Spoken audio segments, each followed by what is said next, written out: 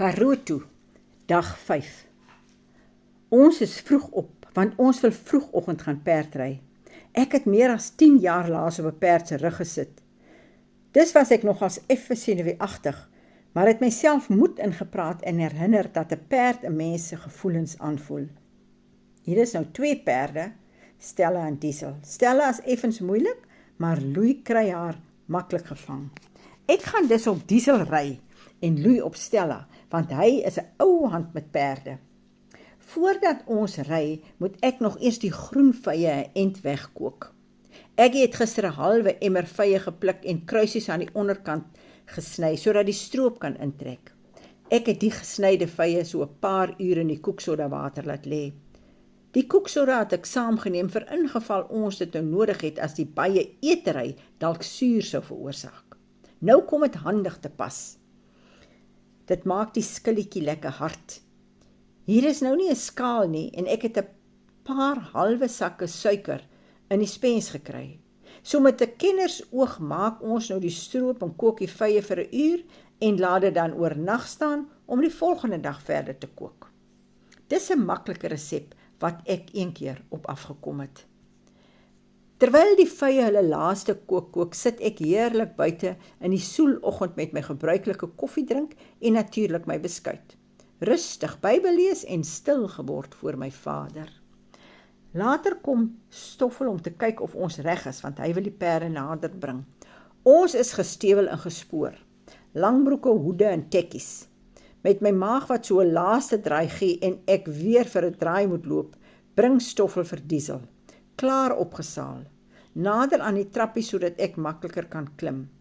Hy wys nog weer 'n paar keer hoe ek nou die teels moet vashou, voordat hy vir Louis help om op Stella te kom.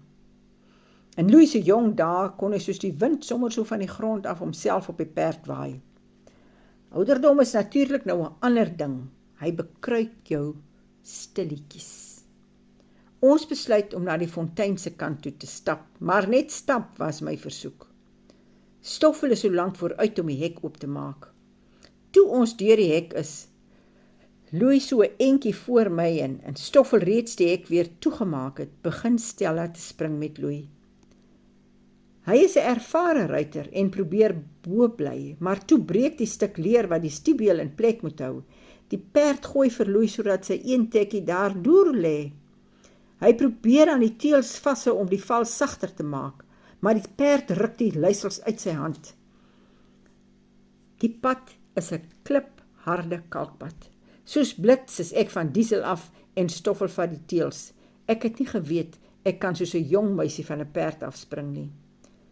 Terselfdertyd probeer hy nou vir Stella vang. Dis nou Stoffel. Ek hardloop na Louis en besef hy het baie seer gekry. Sy hemp is stukkend agter op die rug. Hy sukkel om op te staan. Eers baie braaf probeer hy. Ek moes hom egter ophelp. Hy probeer loop, maar besef toe dis te pynlik. Ek het die bakkie gaan haal om met moeite vir hom daarin gekry.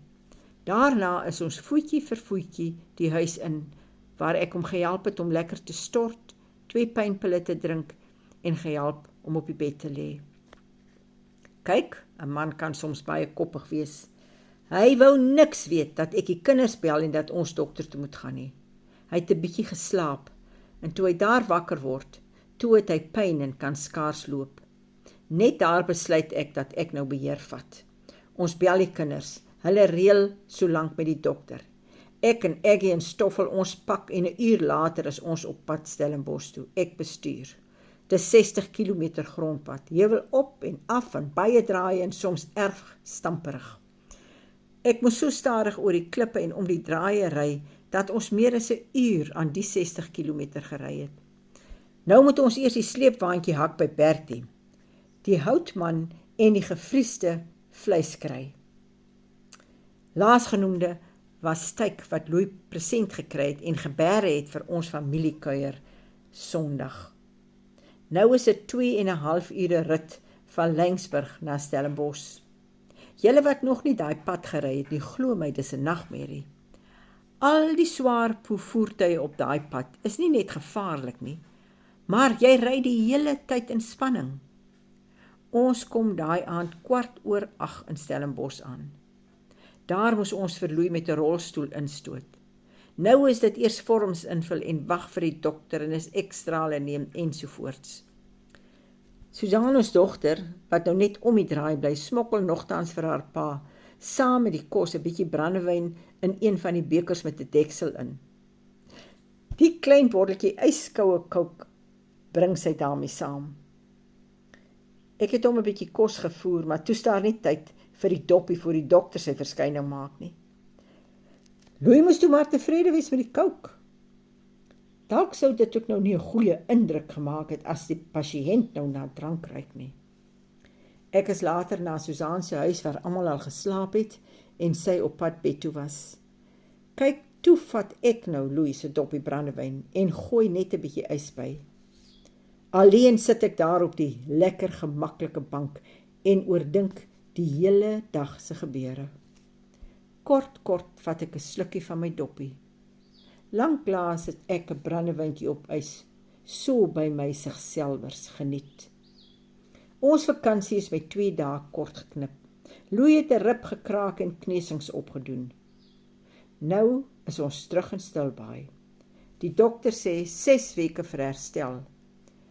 Ten spyte van die ongeluk het ons 'n wonderlike tyd van totaal afskakel gehad en is daaroor diep dankbaar. O ja, ek wil net dit nog sê. Ek het die groenvye weer tot kook gebring en die stroop weer gemaak. Nou het Susan 9 potjies pikante groenvye. Louis is die Saterdag ontslaan en die familie kuier Sondag met die steak wat 'n wye draai in Lynsburg gemaak het, was heerlik. En o ja, net so ter nagedagtenis aan Doeriejare se pudding het ek die ingelegde kojabels ook saamgery en jelly gemaak. Vla en room. Net wat jy sou verkies. Die kleinkinders wou melktert hê. Korsloos en maklik. Wat 'n wonderlike 5 dae in die Karoo het ons nie gehad nie.